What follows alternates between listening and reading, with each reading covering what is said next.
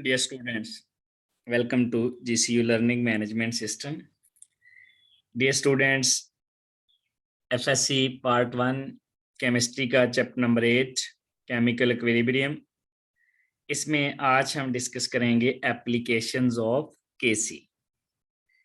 Applications of KC में हम देखेंगे कि केसी से हमें डायरेक्शन ऑफ रिएक्शन का कैसे पता चलता है, केसी क्या है, क्यू क्या है, और फिर इससे हमें एक्सटेंट ऑफ रिएक्शन का कैसे पता चलता है, इसमें हमें यील्ड, हमें स्टेबिलिटी का कैसे पता चलता है, हमें कैसे पता चलेगा कि यील्ड किसकी ज्यादा है, किसकी कम है, कौन ज्यादा स्टेबल है, कौन कम स्टेबल है। तो ये सारी चीजें हम इस लेक्चर में डिस्कस करेंगे। सबसे पहली एप्लीकेशन है केसी की डायरेक्शन ऑफ रिएक्शन, कि हमें रिएक्शन का पता चल जाता है कि ये फॉरवर्ड डायरेक्शन में जाएगा या रिवर्स डायरेक्शन में जाएगा या इक्विलिब्रियम पे है। ये वैल्यू ऑफ केसी से पता चल जाता है। केसी है क्या? अगर हम एक general reaction A plus B goes to C plus D इसको देख लें और इसका अगर हम केसी लिख लें तो केसी प्रोडक्ट ऊपर आ जाएंगे, जो उनके कोएफिशिएंट होंगे वो उनके एक्सपोनेंट बन जाएंगे और रिएक्टेंट नीचे आ जाएंगे।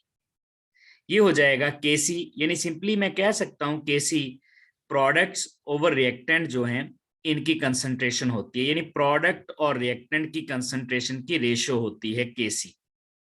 केसी इज इक्वल टू प्रोडक्ट की कंसंट्रेशन डिवाइडेड बाय रिएक्टेंट की कंसंट्रेशन, और इस रेशियो को हम क्यू से लिखते हैं, यानी जो प्रोडक्ट और रिएक्टेंट की कंसंट्रेशन की रेशियो होती है उसको हम क्यू से लिखते हैं। अब अगर केसी और क्यू बराबर आ जाएं, if Q is equal to KC, यानी केसी और प्रोडक्ट और रिएक्टेंट की जो रेशियो है कंसंट्रेशन की ये इक्वल आ जाएं, तो इसका मतलब है रिएक्शन इक्विलिब्रियम पर पहुंच चुका है। यहाँ पर रेट ऑफ फॉरवर्ड और रिवर्स रिएक्शन बराबर हो गए हैं, यहाँ पर कॉन्सेंट्रेशंस कांस्टेंट हो चुकी हैं। लेकिन अगर जो हमारे पास क्यू है ये ज्यादा हो केसी से, एक बात याद रखिएगा, केसी कांस्टेंट होता है, कोई भी चेंज आनी है वो क्यू में आनी है, वो प्रोडक्ट और रिएक्टेंट की कंसंट्रेशन में चेंज आनी है, इस रेशियो ने बदलना है, केसी ने नहीं बदलना। केसी तो कांस्टेंट है गिवन टेम्परेचर पे। तो क्यू ज्यादा है, केसी कम है। क्यू ज्यादा होने से क्या मुराद है? क्यू प्रोडक्ट ओवर रिएक्टेंट की कंसंट्रेशन की रेशियो है। अगर क्यू ज्यादा है तो इसका मतलब है प्रोडक्ट ज्यादा और रिएक्टेंट कम है। अगर प्रोडक्ट ज्यादा है रिएक्टेंट कम है तो क्यू ज्यादा है। क्यू ज्यादा है केसी से, हमने दोनों को इक्वल करना है ताकि रिएक्शन इक्विलिब्रियम पर आ जाए, क्योंकि जो रिवर्सिबल रिएक्शन होते हैं अल्टीमेटली उन्होंने इक्विलिब्रियम पर पहुंचना होता है। तो क्यू इसका मतलब है कम होगा ताकि वो केसी के बराबर आ जाए। केसी ने नहीं चेंज होना, क्यू ने चेंज होना है। क्यू ज्यादा है, केसी के इक्वल करना है, तो इसका मतलब क्यू को कम करना पड़ेगा, और क्यू को कम करने से क्या मुराद है? प्रोडक्ट थोड़े करें, रिएक्टेंट ज्यादा करें, और प्रोडक्ट कम करने से क्या मुराद है? ये रिएक्शन रिवर्स डायरेक्शन में चले जाएगा, बैकवर्ड डायरेक्शन में चले जाएगा।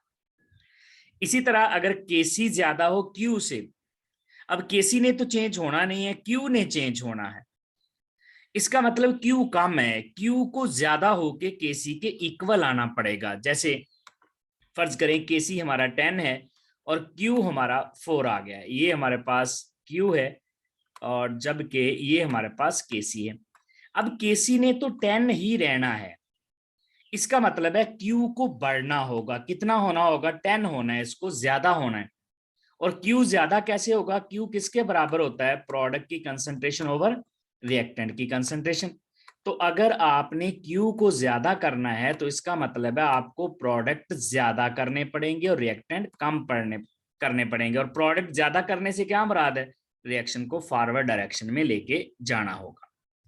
तो इस तरह हमें क्यू से आइडिया हो जाता है, केसी से और क्यू से, इनकी वैल्यू से, कि रिएक्शन जो है उसकी डायरेक्शन क्या होगी। वो इक्विलिब्रियम पे है, वो फॉरवर्ड जाएगा, वो रिवर्स जाएगा, ये हमें आइडिया हो जाता है। जैसे अगर हमारे पास है यहाँ पर क्यू ज्यादा होता, यानी यहाँ पर जो हमारे पास क्यू है वो हो जाता 10 और केसी हो जाता 4। अब जो केसी है ये तो कांस्टेंट है, ये चेंज नहीं होगा, इसका मतलब है Q ने Kc के बराबर आना है तो Q कम करना पड़ेगा, और Q कम करने से क्या मुराद है, प्रोडक्ट कम करने पड़ेंगे और रिएक्टेंट ज्यादा करने पड़ेंगे, और प्रोडक्ट कम करने से क्या मुराद है, रिएक्शन को बैकवर्ड डायरेक्शन में लेके जाना पड़ेगा। तो इस तरह हमें Kc से डायरेक्शन का पता चल जाता है। जैसा कि एक यहाँ पर एग्जांपल देख लेते हैं, esterification reaction between ethanol and acetic acid was carried out, यानी एथेनॉल और एसिटिक एसिड को मिक्स किया है कैटलिस्ट की मौजूदगी में, तो हमारे पास इथाइल एसीटेट बना है और साथ वाटर बन गया। ये डिफरेंट कंसंट्रेशन दी हुई है, एसिटिक एसिड की कंसंट्रेशन है 0.025, इथाइल अल्कोहल की कंसंट्रेशन है 0.032, इथाइल एसीटेट की कंसंट्रेशन है 0.05 और वाटर है 0.04।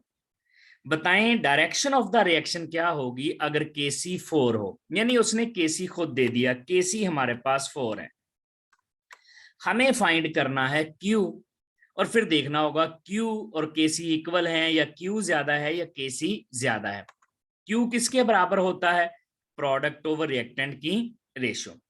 प्रोडक्ट क्या है, इथाइल एसीटेट और वाटर, रिएक्टेंट क्या है, एसिटिक एसिड और इथाइल अल्कोहल। सारी वैल्यूज दी हैं उसने, प्रोडक्ट इथाइल एसीटेट कितना है 0.05, इथाइल एसीटेट यहाँ पर 0.05 है, ये वैल्यू गिवन है, ये हमने यहाँ पर लगा दी। वाटर कितना है 0.04, ये वैल्यू भी हमने लगा दी, ये प्रोडक्ट हो गए। रिएक्टेंट में एसिटिक एसिड कितना है 0.025, ये भी आ गया, और ये हमारे पास 0.032 है इथाइल अल्कोहल। जब इसको सॉल्व करेंगे तो हमारे पास जो Q आ जाएगा, जो रेशो आ जाएगी वो 2.5 आ जाएगी। अब देखें, इसका मतलब है Kc ज्यादा है Q से, Kc ज्यादा है Q से, इसका मतलब रिएक्शन इक्विलिब्रियम पर नहीं है। अब Kc ने तो चेंज नहीं होना, इसने 4 ही रहना है। Q हमारा 2.5 है, इसने बढ़कर कितना होना है, 4 होना है इसने बढ़ के, ताकि ये इक्विलिब्रियम पे आ जाए। और इसको बढ़ने से क्या मुराद है, इसका प्रोडक्ट ज्यादा बनेंगे, और प्रोडक्ट ज्यादा बनने से क्या मुराद है, अभी इस रिएक्शन को फॉरवर्ड डायरेक्शन में जाना होगा, यानी Q कम है, Q ने ज्यादा होकर Kc के बराबर आना है, और Q ज्यादा होने से क्या मुराद है, प्रोडक्ट ज्यादा होने हैं, और प्रोडक्ट ज्यादा होने से क्या मुराद है, रिएक्शन ने फॉरवर्ड डायरेक्शन में जाना है। तो इस तरह हमें Kc और Q की वैल्यू से रिएक्शन की डायरेक्शन का आइडिया हो जाता है। नेक्स्ट, एक्सटेंट ऑफ रिएक्शन, के रिएक्शन हुआ कितना है। देखिए, अगर Kc की वैल्यू लार्ज हो, Kc की वैल्यू बहुत ज्यादा हो, तो इसका मतलब है रिएक्शन इज ऑलमोस्ट कंप्लीट, जो रिएक्शन की डायरेक्शन है वो फॉरवर्ड है। जैसा कि रिएक्शन देखें, ओजोन की डिकम्पोजिशन से ऑक्सीजन बनता है, और इस रिएक्शन का Kc कितना है 10⁻55। इसका मतलब है यहां पर जो प्रोडक्ट है वो मोर स्टेबल है, Kc की वैल्यू जितनी ज्यादा होगी प्रोडक्ट उतना ही ज्यादा बनेगा, और प्रोडक्ट ज्यादा बनने से मुराद है ये ज्यादा स्टेबल है as compare to ozone. Ozone जल्दी डिकम्पोज कर जाता है, ऑक्सीजन में बदल जाता है। मोर स्टेबल से मुराद है इसकी यील्ड भी ज्यादा आएगी, क्योंकि जितना Kc ज्यादा होगा उतना ही ये ज्यादा बनेगा और यील्ड उतनी ही ज्यादा होगी।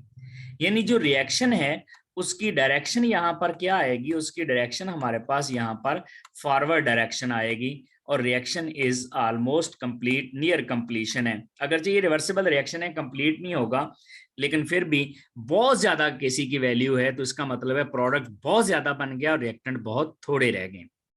तो Kc की वैल्यू ज्यादा होने से मुराद होता है यील्ड ज्यादा आएगी, Kc की वैल्यू ज्यादा होने से मुराद है प्रोडक्ट ज्यादा स्टेबल है, रिएक्टेंट कम स्टेबल है, और Kc की वैल्यू ज्यादा होने से मुराद है रिएक्शन फॉरवर्ड डायरेक्शन में जा रहा है। इसी तरह अगर Kc की वैल्यू कम आ जाए, Kc की वैल्यू वेरी वेरी स्मॉल आ जाए, जैसा कि इसमें HF की डिकम्पोजिशन में 10⁻13 है, very low value even at 2000 degree centigrade. इसका मतलब है 2000 डिग्री सेंटीग्रेड पे भी ये डिकम्पोज नहीं कर रहा, बहुत कम डिकम्पोज करता है, मतलब ये वाला ज्यादा स्टेबल है।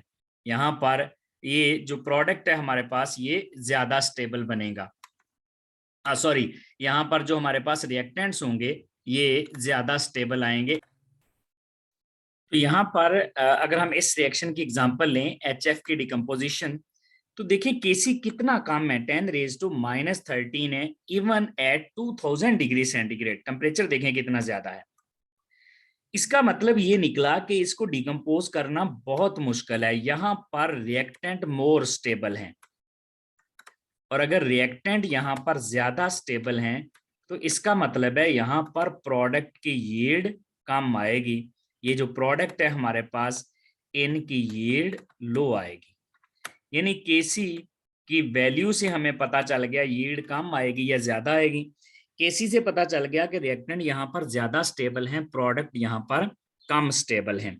प्रोडक्ट की स्टेबिलिटी कम है, रिएक्टेंट को डिकम्पोज करना मुश्किल है। इट मींस जो रिएक्शन है वो रिएक्टेंट साइड पे ज्यादा है, प्रोडक्ट साइड पे कम है। ये केसी की वैल्यू से हमें पता चलता है। इसका मतलब है रिएक्शन फॉरवर्ड डायरेक्शन में बहुत कम जा रहा है। अब अगर केसी की वैल्यू कोई इंटरमीडिएट सी वैल्यू आ जाए तो इसका मतलब है कोई सिग्निफिकेंट अमाउंट में रिएक्शन हो चुका है और सिग्निफिकेंट अमाउंट में प्रोडक्ट बन चुके हैं। तो इस तरह हमें केसी की वैल्यू से पता चल जाता है कि रिएक्शन की एक्सटेंट कितनी है, ना सिर्फ डायरेक्शन का बल्कि एक्सटेंट का। ये था डियर स्टूडेंट्स हमारा एक छोटा सा lecture about the applications of KC. Next lecture में हम डिस्कस करेंगे Le Chatelier principle. Thank you very much.